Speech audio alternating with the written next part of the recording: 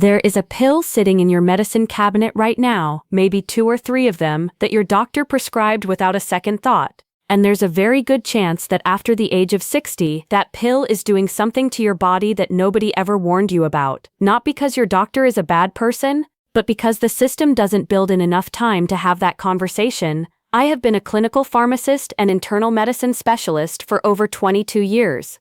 And what I am about to share with you today is the kind of information I give my own patients when they sit across from me in my office. My name is Dr. Mae Jemison, and today I need to talk to you about 5 specific medications that become significantly more dangerous after the age of 60 and what you need to do if you are currently taking any of them.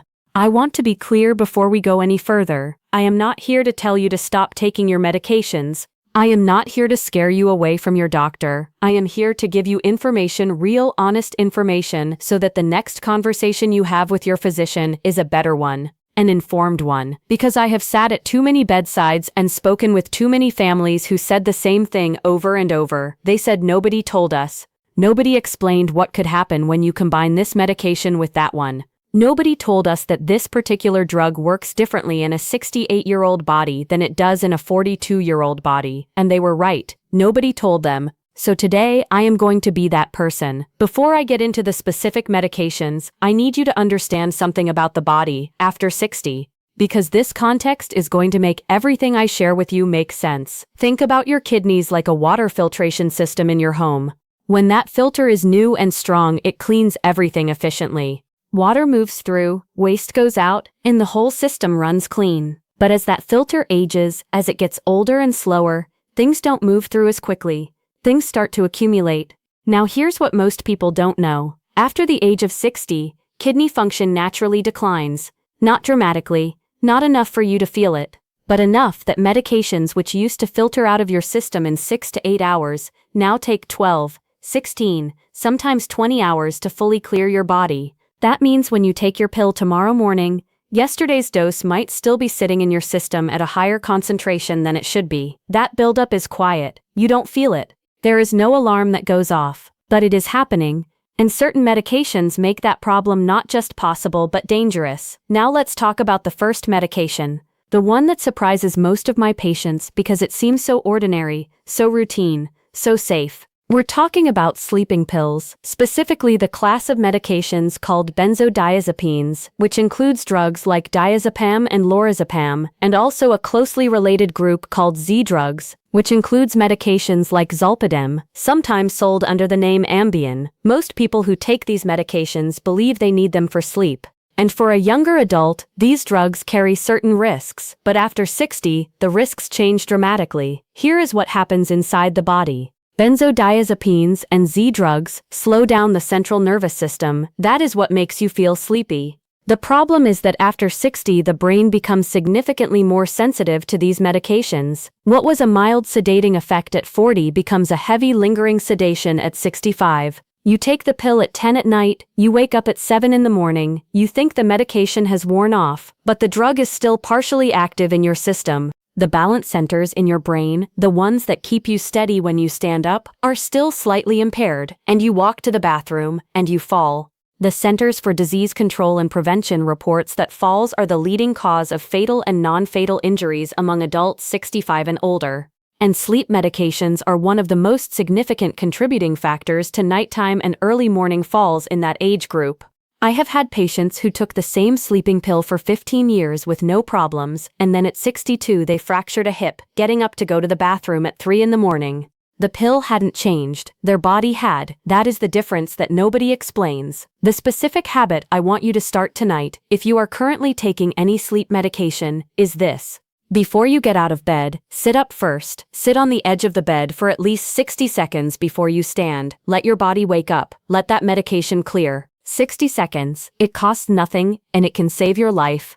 Now if you have a family member who is over 60 and living alone or with you, and you know they take sleeping pills, what I just said applies directly to them. Save this video, share it with them, because that one piece of information, that 60-second pause before standing, is not complicated, but most people never hear it until after something has already happened. Let's go to the second medication, and this one is more surprising because it is not a sleeping pill. It is not something you associate with the brain or balance. We are talking about common over-the-counter antihistamines, medications like diphenhydramine, which is the active ingredient in Benadryl, and also found in many nighttime pain relievers and sleep aids. Most people take these and think of them as completely harmless. They've been buying them off the shelf for 30 years without a prescription. What's the danger?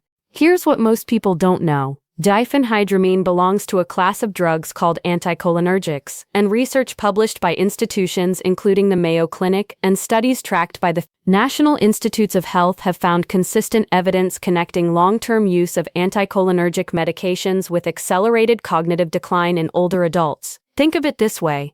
Your brain communicates using chemical messengers. One of the most important of those messengers, especially for memory and learning, is a chemical called acetylcholine. Diphenhydramine blocks that messenger. In a young person, blocking it temporarily for allergy relief is no big deal. The system bounces back. But in an older brain, a brain where acetylcholine is already naturally declining with age, repeatedly blocking that messenger, month after month, year after year, repeatedly switching off the lights in a room that is already getting dimmer. The cumulative effect builds slowly. You don't notice it at 40, you may not notice it at 60. But by 68 or 70, the damage may be contributing to memory problems, confusion, and in some studies, increased risk of dementia. The American Geriatric Society has specifically identified diphenhydramine as a medication that older adults should avoid whenever possible. What should you do instead? Talk to your doctor about non-anticholinergic alternatives for allergies. For sleep, ask about low-dose melatonin or behavioral strategies. And if you have been taking Benadryl regularly, not just occasionally, but regularly, have a direct conversation with your doctor or pharmacist about what the safer alternative looks like for your specific situation. I want to pause here for a moment because I know this is a lot of information to take in, and I want to ask you something directly. Have you been taking any of these medications, or do you know someone in your family who has years ago? If that hits close to home for you, go to the comments right now and just write the word yes. That's all. I read every single comment on this channel, every one. And knowing you're there, knowing this is reaching real people with real situations, that is the reason I keep making these videos. Let's talk about the third medication. And this one is the one that stops most of my patients cold when I explain it. Because this is a medication associated with keeping people alive, specifically people with diabetes. We're talking about metformin. Now, metformin is not a bad drug. For most people with type 2 diabetes, it is actually a very good first-line treatment. The American Diabetes Association recommends it widely, but here is what the conversation often misses. Metformin is primarily cleared by the kidneys. And we already talked about what happens to kidney function as we age. When kidney function drops below a certain threshold, and it can drop gradually and silently, metformin can accumulate in the body. And when metformin accumulates, it can trigger a rare but extremely serious condition called lactic acidosis. Think of it like this: your cells produce a byproduct when they process energy. It's like exhaust from an engine. Under normal circumstances, the body clears that exhaust efficiently. But when metformin accumulates in the system, it can interfere with that clearing process. The exhaust builds up, and lactic acidosis, when it happens, can be life-threatening. The Centers for Disease Control and Prevention and major nephrology organizations are clear that kidney function needs to be monitored regularly in anyone taking metformin, especially after 6. What I want you to do, what I am asking you to do as your doctor watching this screen right now, is call your doctor's office this week and ask one simple question. Ask when the last time was that your kidney function was checked. Ask if your current metformin dose is still appropriate given your kidney function today. That is a completely reasonable question. Any good physician will welcome it. The fourth medication. This one is one of the most commonly prescribed drug classes in the entire United States. We are talking about blood pressure medications, specifically a class called calcium channel blockers and another class called diuretics. Now let me be very clear. Blood pressure management after 60 is critically important. The American Heart Association is unambiguous about this. Uncontrolled high blood pressure dramatically increases the risk of stroke, heart attack, and kidney damage. I am not telling you to stop your blood pressure medication.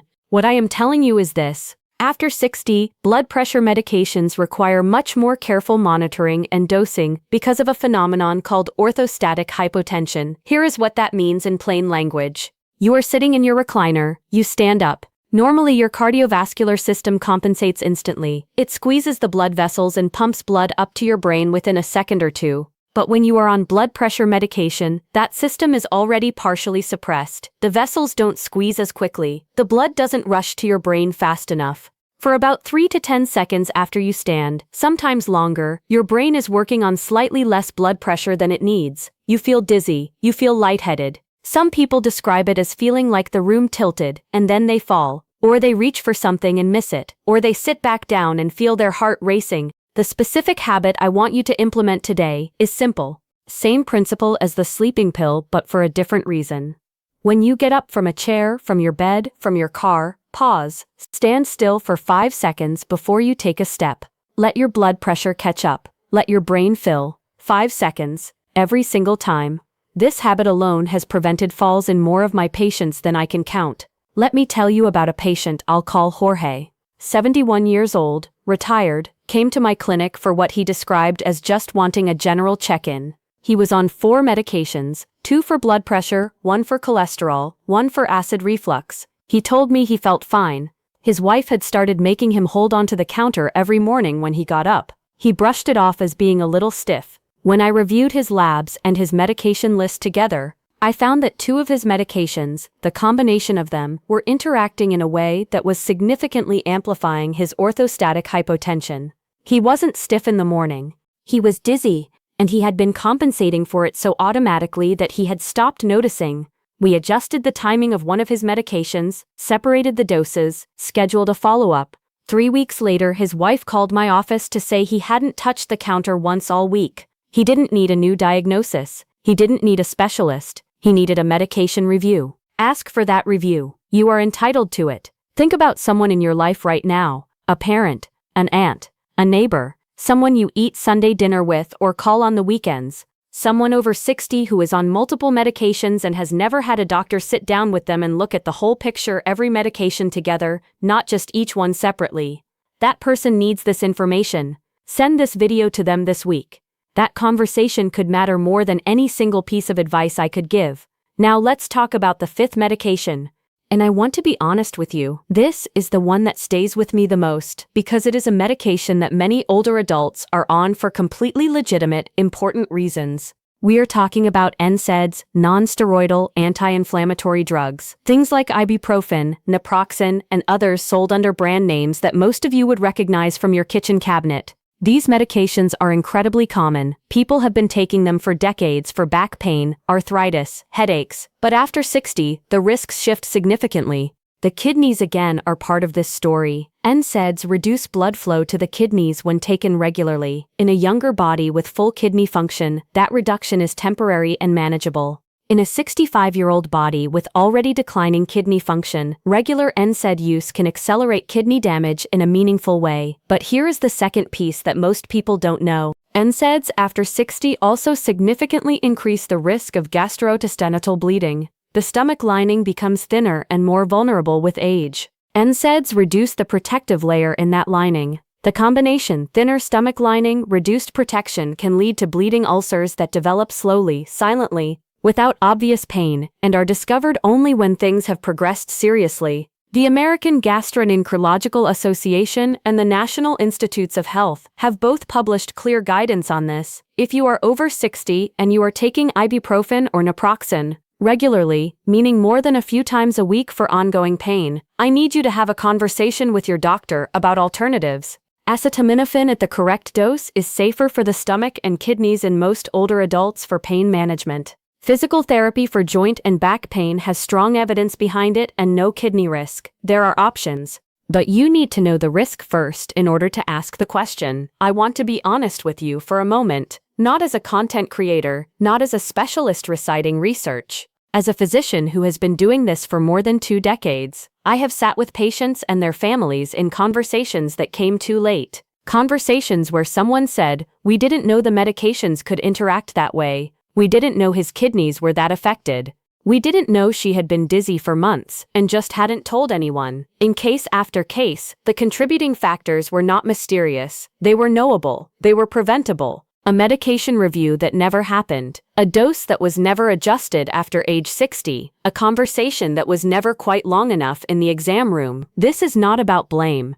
Doctors are overworked, appointments are short, the system is not designed for the kind of careful, unhurried conversation that older patients deserve. But that means you have to be the one to ask the question. You have to be the one who walks in and says, I want to review my medications, all of them, together. I am over 60 and I want to make sure everything I am taking is still appropriate for my age and my kidney function. That conversation, that one specific conversation, is the most important thing I am asking you to do today. Let me pull everything together so you have a clear picture before we finish. The first medication, sleeping pills, especially benzodiazepines and Z-drugs like zolpidem, become significantly more dangerous after 60 because the brain becomes more sensitive to them and balance is affected. Sit on the edge of the bed for 60 seconds before standing if you take any of these. The second common antihistamines containing diphenhydramine, including Benadryl and many nighttime pain relievers, have been connected in research to accelerated cognitive decline and should be avoided regularly in people over 60. Talk to your doctor or pharmacist about non-anticholinergic alternatives. The third, metformin for diabetes, requires regular kidney monitoring because as the kidneys slow with age, metformin can accumulate and create a serious risk. Ask your doctor when your last kidney function check was. The fourth, blood pressure medications can cause dizziness and falls when you stand up due to orthostatic hypotension. Build the 5-second pause into every time you rise from a seated position. And the fifth, NSAIDs, like ibuprofen and naproxen, damage the kidney and stomach lining much more seriously after 60 with regular use. Ask about safer alternatives for ongoing pain management. The patients who caught these issues in time, the ones who avoided the falls, the kidney damage, the medication interactions, they didn't have better luck than anyone else. They had better information, they had a conversation in the right doctor's office at the right time. Or they watched something like this and walked into their next appointment with a specific question ready. That is the only difference I have ever found. If this video gave you something useful, something that made you think about your own medications or someone you love, please share it. Send it to someone in your family, a parent, a sibling, a close friend over 60, someone who takes multiple medications and has never had that complete, careful review. A simple share can start a conversation that changes someone's health. I would love to know which of these 5 medications surprised you most. Go to the comments and tell me. Or tell me if you have ever had a doctor sit down with you and review all of your medications together at once. I genuinely read every comment, every single one. And next week, I am going to show you 5 specific warning signs on your body, things your skin, your hands, and your feet may be showing you right now that are connected to kidney and liver function, not general advice, specific visual signs with exactly what to look for and what to do when you see them. Subscribe and turn on the notification bell because that video is going to matter. And finally, everything I shared today is based on published medical research and my own clinical experience. It is not a replacement for your personal medical care. Before making any change to your medications or your health plan, please talk to your own doctor. He or she knows your full history, they know your body, and an informed, direct, unhurried conversation with them, the kind where you walk in with specific questions, is exactly where good medicine begins.